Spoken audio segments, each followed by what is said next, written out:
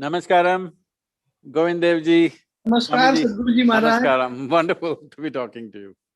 Namaskaram. Really speaking, I am so much excited today that a world teacher like our Sadhguruji No, has please. accepted to guide us, and that too on a very short notice. I apologize that I should have requested much earlier, but it's your grace only that you accepted it. I bow before you my When you're hundreds and hundreds pranams for you. when you're continuing Krishna's work, how can I say no to you? It's the grace that you are showering upon us. Today, as Bhagavad Gita has said, Sadvidya pranipatena pariprashnena sevaya upadekshanti te jnanam jnaninas tattvadarshinaha. Those great seers guide you only when you offer your pranams at their lotus feet and ask some questions. We, for last 6 months, during this COVID period, are working. Really speaking, we have been working for 36 years for this cause, but it was never online. But this COVID has compelled us to come online, and it has turned like a miracle. We reached around 80 countries, and more than 1 lakh kids, almost kids, some parents have learned by heart 2 chapters from Bhagavad Gita. Wonderful. This is being done by selfless workers who are not paid at all. They are all only honorary workers. They are Krishna Bhaktas, they are the Karyakartas only. And we are doing this through 11 languages. And today, it's grace of God that we have found a world teacher like you to guide us. In the beginning, I want to ask one thing. From the beginning, we have emphasized upon one thing, that we may read Gita from any language, from any translation. But when chanting, we should emphasize only on the Sanskrit text, because they are the words that have come from the lotus mouth of Bhagavan Krishna, and therefore they are like mantras. And therefore, all this Gita teaching is done through Sanskrit text only, as far as the chanting is concerned. For explanation, we use all the languages. With folding hands, I am asking a question. Are we right in giving that emphasis on the Sanskrit original Gita text? That should be clarified by you. Your clarification shall be a great guidance for us. See, at a time like this, as you said, there has been a pandemic, and second wave, third wave is coming in many countries, and the UN agencies are predicting a mental health pandemic, a suicide pandemic. A massive number of people are committing suicide. For example, in the year 2020, in Japan, more people committed suicide than they died of COVID infections. So when human beings are going through this kind of strife within themselves, there is a challenging situation around us, but when they are going through a strife like this within themselves, in my humble opinion, I don't think we should limit the power and the wisdom of Gita from reaching people simply because of our love for our languages. We may have much love for the language, and there is a science behind the utterance of Sanskrit language, there's no question about it. But I think the understanding, the wisdom and the knowledge of Gita should go to people first. Chanting because chanting is like converting people culturally into our way of life. I do not think we should impose that. Those who are willing, we should encourage them definitely towards that. But we should not make that compulsory because it's very, very important this knowledge goes. Why I'm saying this is, see, there are many kinds of belief systems, philosophies in the world.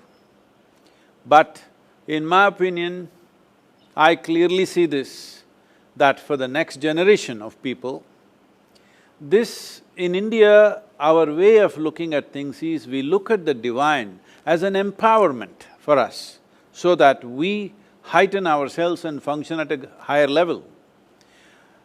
The most important aspect of Krishna's teaching, I am not see, I myself cannot read or speak Sanskrit, I am an ignorant person. In front of you, you're all scholars. So, I would be restricted by this. So in my opinion, for me, the most significant aspect of Gita is the Vishwarupa Darshana that Krishna bestows on Arjuna. Whatever he spoke, how much ever wisdom was there, still Arjuna went on asking questions because this is the nature of human mind, it will go on investing in more doubts and more… picking more and more loopholes somewhere. But the moment he shows him who he is in terms of his inclusiveness, how the whole existence is a part of himself, and he is showing this because he also wants to convey to Arjuna and everybody in the world that this is your nature also. If you are willing, if you open up your… the dimension of your existence, you could experience everything as yourself. For me, that is the only thing that's been my guiding post, that ultimately the word yoga means union. For me, the ultimate expression of yoga is Krishna, because he displayed it. The most crucial aspect of entire teaching is that he is able to show Arjuna that the entire universe, irrespective of plants, animals, this, that, planets, everything is a part of me, because this is the nature of human consciousness. This rising of human consciousness or raising of human consciousness is very, very important, because morals, values, ethics all stand by us when things are going well.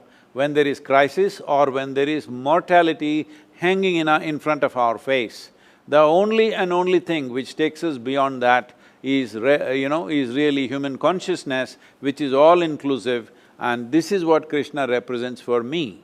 So in that sense, this must reach maximum number of people. Anything that impedes this reach must be taken away. As you said, this online thing has been a miracle, that what you cannot do physically, suddenly now, why if you could reach 10 people physically, now you're reaching 1,000 people online. But this can be multiplied in such a way, if you translate this into 30 different languages in the world, you can reach billions of people, and that is more important for me than sticking to the language. Language has its power, language has its significance, but above all, people understanding there is a universal way to exist is more important for me than the language. We shall certainly follow this advice and shall try to reach utmost people. Can I ask one more question? Yes, sir. Today, we want to know what can be the essential message for global youth from Bhagavad Gita. If we want to look at something as a message, I think the most significant message of not just Gita, Krishna's life as a whole is… see, in many ways his life is full of strife. There are so many wars, there are fights, there are people who are extreme levels of evil intentions and actions. So his life in many ways is full of strife and challenges. Our pandemic challenge is nothing compared to the challenges that he faced in his life. So even though all others, the Pandavas, the Kauravas and various other parties who are involved in this drama, they all suffered immensely either because of anger or hatred or anguish or shame, many things happening to everybody. But Krishna was one person who went through this entire serious drama very virulent drama, if you ask me, and a terrible war and everything, with a big smile on his face, playfully. So the most significant aspect of life is to be involved, to be absolutely involved. At no point did he show that I am not involved. At every point, in every small thing and big things, trivial things and significant things, in everything he is involved absolutely, but absolutely playful, unentangled, involved but not entangled. I think this is the most important thing that needs to happen to human beings, particularly the next generation of youth. They must understand involvement does not mean entanglement. You can be absolutely, totally involved in everything in your life, but unentangled. In my understanding, in my experience of life, I think that is the most significant aspect of Krishna and his teaching, because to go through life playfully, to carry life, the most serious aspects of life, lightly in your life, because after all, we are here for a brief amount of time. We are not permanent dwellers here, we are mortal human beings. Today we are there, tomorrow we'll be gone. We need to learn to handle this life lightly, then we will do appropriate things. The moment we get serious about everything, then we become sick. See, at least in India, the way we speak English language, if somebody says, my grandmother is serious, we understand that she is dying. So, if people have become serious, they must understand they are moving away from life towards death. I think most important aspect of Krishna's message is, it's life, life and life. While listening to this reply, I just remembered that our Sadhguru Maharaj is himself an example of this. I had always got great respect for Sadhguruji, but it reached its ultimate height when I came to know that he has started the movement for the freedom of Hindu temples in Tamil Nadu. Today, he is involved in the whole movement. We assure that we are all with you, and we desire to start the movement for the whole of India. But at this point, what I remember is Sadhguruji is involved but not entangled in the movement, and therefore he is just setting an example before us, in front of us, for how to live the life. It's a very great message for the global youth. This is a very important thing, because see, the basic infrastructure in this country which kept the Hindu way of life alive, because Hindu way of life is not run by one head somewhere, there is no one belief system, there is no one book, there is no one principle. Everything is entertained and everything is respected and regarded. The variety of spiritual processes, all of it has been respected. Karma, Gnana, Kriya, Bhakti, everything on the same platform. We are not separating those two as one superior to the other. But at different times, maybe different things become significant in human evolution. At different times of history and time, certain things become more dominant than the other, that's a different matter. But we have not ever thought, this path is superior to that path is superior to this. So in this context, temple infrastructure was the main infrastructure where nobody ever led a prayer or a teaching, but people went there to imbibe that energy. We go to a temple not to pray, but to have darshan. We want to see and imprint that divine image within our hearts and come out. We are not going there to pray, we are not going there to petition God. He need not talk to us, He is silent, but we want to take His image into our hearts. This is the nature of the Hindu temple. But now, to keep this as a vibrant image, the murti, to keep it alive, there are many processes. When these processes are run by people who are not involved, who are just government employees, well, these processes are all dying As the government has admitted over 12,000 temples, there is no puja happening, even one puja is not happening. 37,000 temples, their income is less than 10,000 rupees per year. And 34,000 temples, there's only one person in the temple doing puja, maintenance, security, everything one person, and he's paid 1,500 rupees, 30 rupees per day, something like that. So, when this is the condition, I feel devotees must take into charge, but for this everybody needs to come together. I am seeing that I am receiving a lot of abuse now myself, and they are not even sparing my mother, they're abusing everything. And unfortunately, what I see is very strong devotees, genuine devotees are also misguided by certain vested interests, and there's a lot of reaction. It is very important that we present ourselves with a single face, not one against the other, because this has cost us enormously in the past. Enormously in the past, through the invasions, through occupations, we've paid a huge price, at least in free India. We are going to complete 75 years of independence. It is time we come together as one force. It is not necessary. We are not made like this in the Hindu way of life. You have to agree with me, I have to agree with you, not necessary. There may be many things I don't agree with you, many things you don't agree with me. This is perfectly fine. We need to understand Krishna's life is an example. Though he is standing there as a divine embodiment, still Arjuna can ask him 100 questions. He is not telling him, just shut up and listen to me. He is answering every question, all right?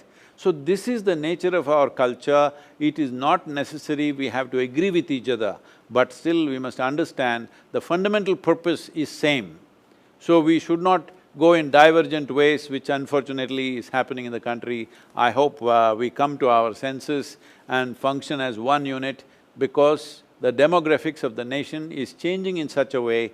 At this time, I am not even thinking of my culture, your culture in that sense. I am seeing that this is the only culture which allows seeking for truth. Everywhere else, everything is written down, you either believe it or you're dead kind of attitude. Here, even if God himself comes, we can question him. Where else is it possible that you can question God, you can ask 100 questions to God, where else is it possible? This is the only culture. So I am saying, for future generations, the only thing that will be relevant for the world's youth for all the youth in the world is this Hindu way of life, not as a religion, not as my culture, you must take it, not like that, but as a teaching, as a guidance. There is no other guidance in the world which is universal and inclusive. Let us keep it inclusive and universal. Let us not make this you versus me, because there is no you versus me. You can worship a stone, I can worship a tree, but both are devotees. This is the nature of our culture, we must keep it that way. Yes, Guruji, our Indian culture has always said, Vasudhaiva Kutumbakam, the world is one family, and therefore nothing is thrust upon anybody. Everybody can have his own way. Now, today, we received a light from you that we don't go to the temples just for praying, but we go there for getting our batteries charged. This is a new concept at all, totally, and therefore we are grateful. And people may abuse or people may say anything, but we all are your followers, and what you are doing for this country, for this nation, and for the humanity at large is quite necessary today, and we shall try to follow your footsteps, definitely. Govind Giriji, I am not talking about abuse as a problem for me, because I am made like this, neither somebody's abuse nor praise either rises me nor puts me down. I am who I am for what I am. That is not the issue.